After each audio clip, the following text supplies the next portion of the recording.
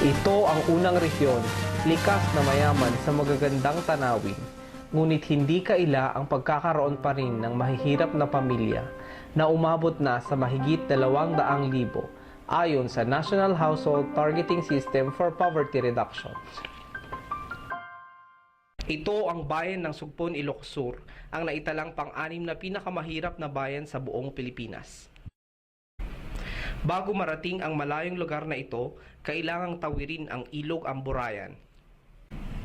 Tuwing tag-ulan, aabutin ng 3 araw na paglalakad upang marating ang pinakamalayong barangay dito.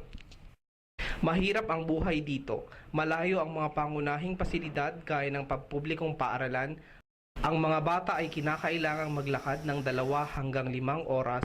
Ang ibang mga bata ay hinahatid at kinakarga ng mga magulang makapasok lamang. Araw-araw ko siyang hinahatid at sinusundo sa kanyang eskwelahan.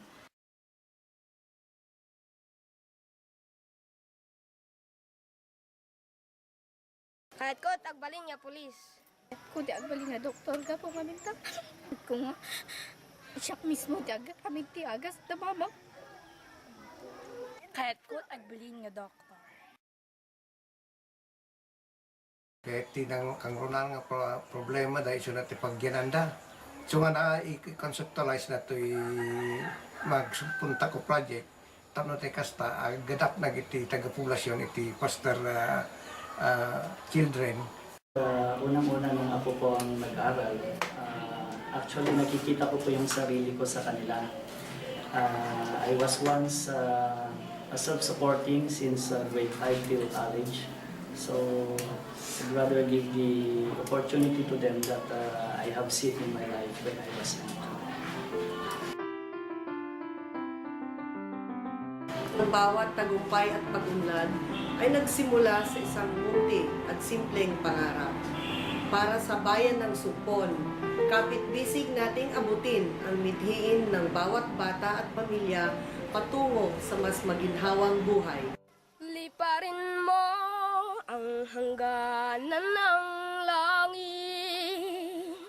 Sa ulap ng pag-asa ay iyong makakamit. Hanggang may bunga ng iyong pagpupunyagi. Pangarap ng inang bayang tinatangi. Liparin mo ang hangganan ng langit. Sa ulap ng pag-asa ay iyong makakamit. Hanggang may bunga ng iyong